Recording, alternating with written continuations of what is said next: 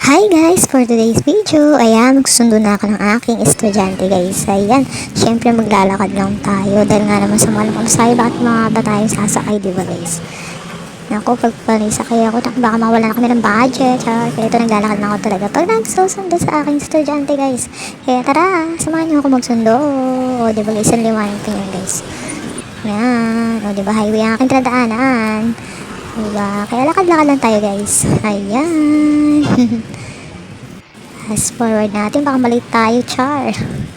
Wala yung mga puno, ayan.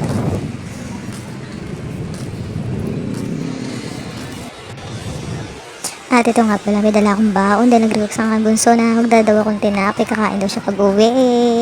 Ayan, dala akong tinapay na may peanut. Favorite niya yan guys, ang peanut guys.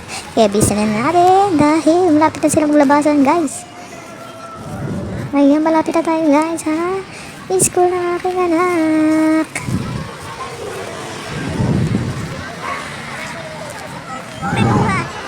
Konting-konting na lang ating mga. Ayan na nga ate ko at ang aking bunso. Pauwi na kami. Ayan, medyo madilim na nga guys ang aming pag-uwi. O, diba guys? At checkan na rin ang project ng aking ate. Ayan. At hanggang dito na lang. Madilim na ang aking pag-uwi. Bye! Thanks for watching.